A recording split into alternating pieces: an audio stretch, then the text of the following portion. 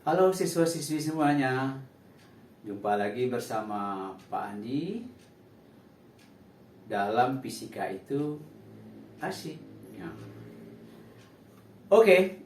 Hari ini kita akan membahas materi bab pertama di kelas 11 tentang besaran vektor. Ya. Bagaimana besaran itu lihat channel YouTube Pak Andi sebelumnya, bahwa besaran itu sesuatu yang bisa diukur dan bisa dinyatakan dengan angka. Jadi apa saja benda yang bisa diukur, bisa dinyatakan dengan angka, itulah besaran. Seperti tinggi bisa diukur, ada angkanya, besaran. Suhu, tegangan listrik bisa diukur, ada angkanya, besaran. Kecuali rindu, sayang, cinta nggak bisa diukur, berarti itu bukan besaran. Nah, kan itu dulu pada channel YouTube sebelumnya di kelas 10. Judulnya besaran, satuan, dan pengukuran, itu dikupas tuntas tentang besaran pada channel besaran, satuan, dan pengukuran. Di kelas 11 ini akan kita bahas besaran vektor. Jadi kalau besaran vektor itu besaran yang ada nilainya, ada angkanya, dan lengkap dengan arahnya. Arahnya itu penting. Jadi dalam kehidupan sehari-hari itu banyak. Misalnya ada sebuah mobil mogok, lalu didorong. Nah, didorong berarti kita memberikan gaya. Berarti gaya itu ada arahnya. Mungkin kita dorong ke depan atau kita dorong ke belakang. Kemudian ada teman yang membantu, tetapi dia mendorongnya tuh ke sini, berlawan arah dengan orang mula-mula. Apa yang salah di sini? Bukan berarti dia menolong, malah dia mengurangi vektornya itu. Jadi yang salah ini arah. Begitu pentingnya arah dalam fisika. Nah, jadi besaran yang ada arahnya, ada nilainya, itu namanya besaran vektor namanya. Sekarang kita kupas. Pada materi besaran vektor, itu permasalahan situ hanya 3. Tapi 2 yang esensial, yang satu lagi ada yang dibahas, ada yang tidak. Tapi apa 2 itu adalah resultan 2 buah vektor. Nah, ini yang pertama. Jadi kalau ada 2 buah vektor, jadi kalau vektor itu tadi besarannya adalah gaya. Biasanya kita dihadapkan kepada masalah gaya, walaupun banyak besaran lain yang ada nilainya dan arahnya, tapi biasanya kita diarahkan kepada gaya. Jadi ada dua buah gaya bekerja pada satu titik. Nah, jadi bagaimana kita menentukan resultannya? Bisa kita lukis. Bikin cerminan F2 ini di ujung F1. Yang nama cerminan, besar dan arah jangan dirubah. Jadi kalau arahnya begini, besarnya begini, cerminan juga begitu. F1 juga begitu. Bikin cerminan F1 di ujung F2. Nah, ini dia. Maka ini titik terminal, ini titik pangkal, lalu hubungkan. Inilah resultannya itu. Jadi resultan itu adalah penjumlahan dari 2 vektor atau lebih. Tetapi kita melihat dulu tentang 2 vektor. Nah, lalu lihat channel YouTube Pani sebelumnya, itu ada namanya aturan kosinus. Jadi terbentuklah segitiga seperti ini. Maka dalam aturan kosinus itu, kalau kita terjemahkan ke dalam bahasa fisikanya, itu R kuadrat itu sama dengan F1 kuadrat, F2 kuadrat. Perhatikan segitiga ini ya. Berarti untuk mencari R itu F1 kuadrat, F2 kuadrat, dikurang 2 F1 F2 cos alpha. Nah, alpha itu ini. Itu kalau aturan kosinus. Ya, itu ada di channel YouTube secara tuntas.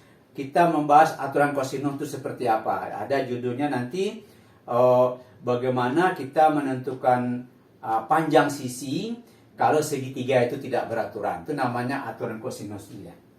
Lalu setelah kita dapatkan rumus ini, tetapi di dalam fisika yang kita cari sudutnya itu adalah yang ini. Nah, ini sudutnya. Jadi di dalam resultan, theta itu sudut antara 2 buah vektor. Kalau kita lihat sama dengan di sini. Nah, ini tetanya. Nah, ini tetanya. Jadi bukan yang ini kalau dalam aturan kosinus, ini yang dipakai sudutnya. Tapi kalau di dalam aturan vektor, sudutnya itu bukan yang ini, tapi yang ini. Sudut yang dibentuk oleh dua vektor. Jadi kalau kita pakai aturan kosinus, kita terjemahkan ke dalam vektor, maka di sini untuk mencari theta ini sama dengan 180 kurang alfa. Nah, di dalam matematik, untuk mencari theta ini kan sama dengan 180 kurang alfa. Kemudian dalam rumus matematik itu dikupas tuntas di aturan kosinus itu sama dengan min cos theta. Akibatnya karena yang kita pakai adalah theta akan menjadi F1 kuadrat F2 kuadrat kurang 2 F1 2 min cos theta.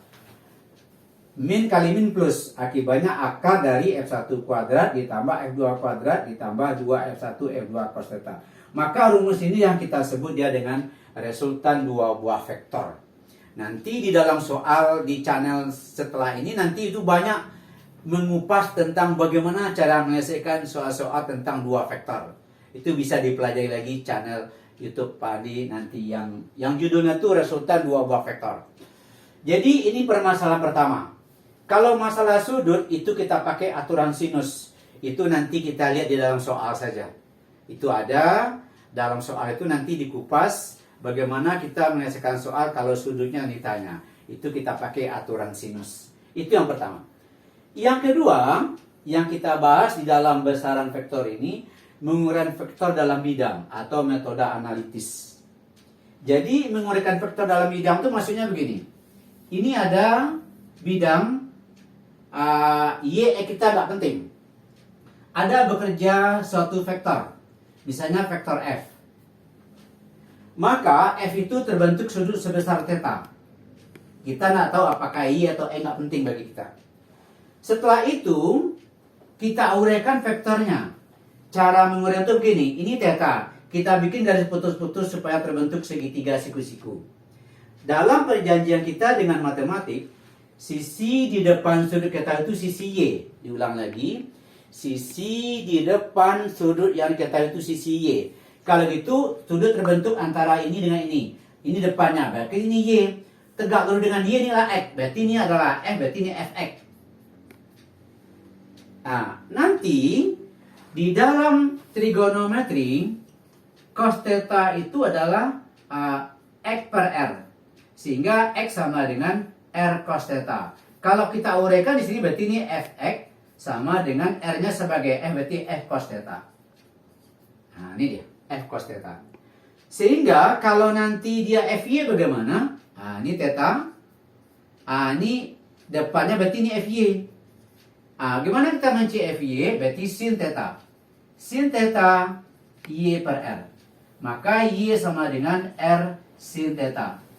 Kalau kita uraikan ini Fy, berarti ini Fy sama dengan F sin theta. Ini pengetahuan pertama dulu. Ini pengetahuan pertama.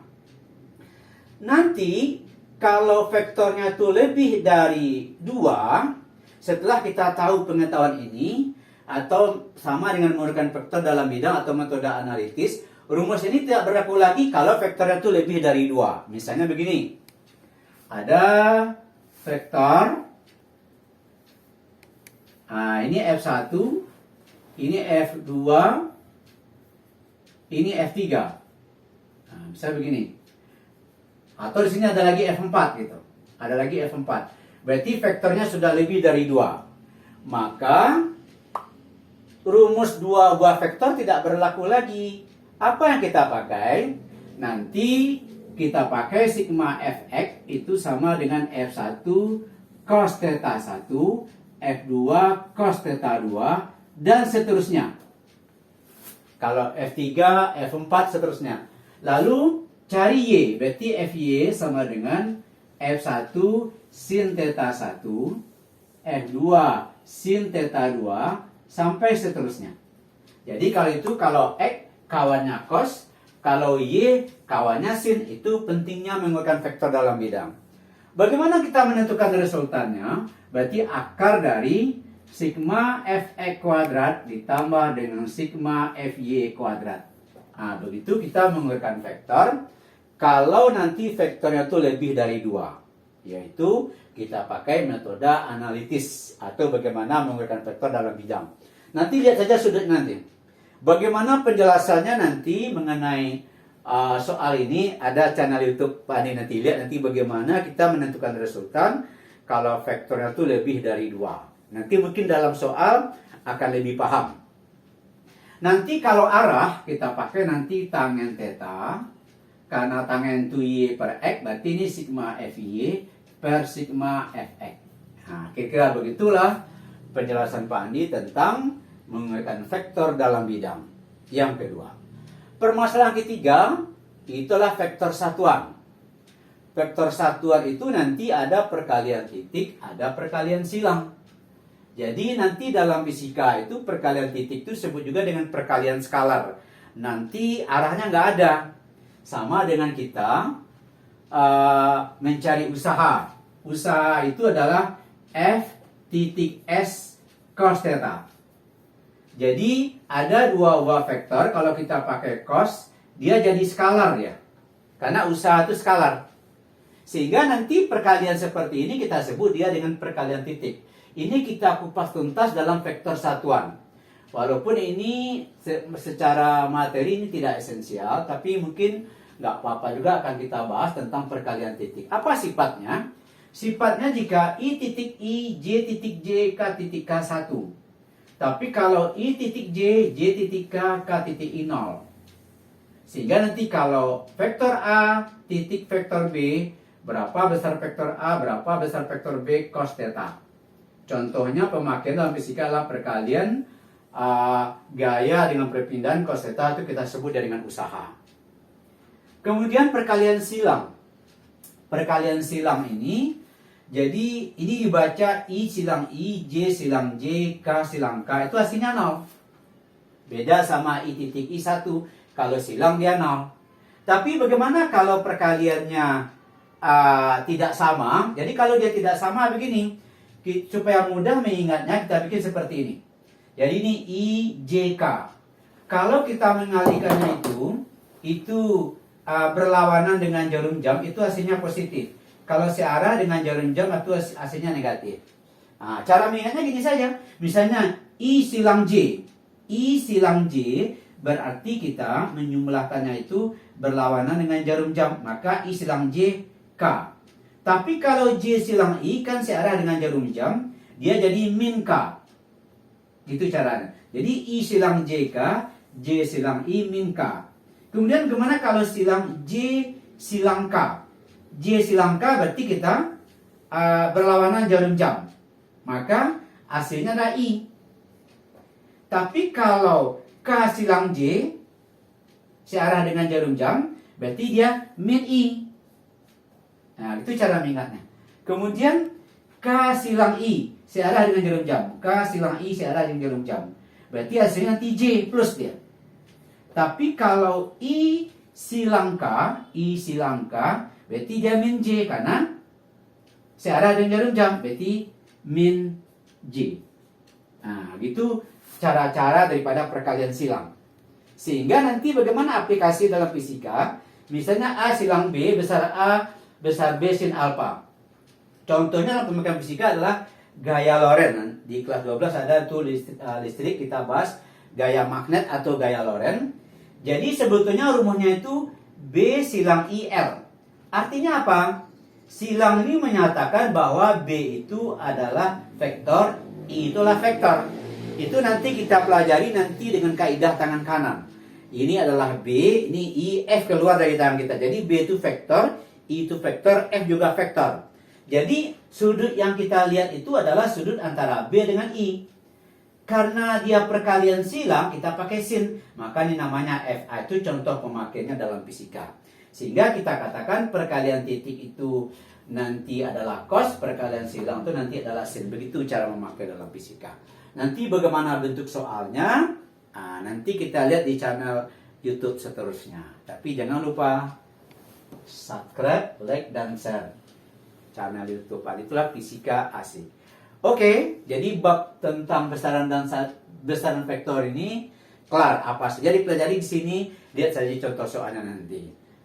Jadi nanti video ini mungkin bisa diputar kembali, diingat kembali, berulang-ulang supaya nanti kita paham.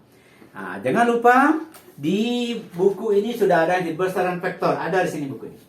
Jadi di sini penuntun 101 penuntun paham fisika ada di sini. Jadi penjelasannya jelas. Nanti dijelaskan di channel YouTube ini mungkin bertambah jelas. Kalau belum mengerti, mungkin bisa dibaca lagi, dilihat ini, sehingga fisika itu menjadi menyenangkan, kita paham. Kira-kira begitu cara memahami fisika dengan channel YouTube Adi ini. Oke. Sekali lagi, fisika itu asyik.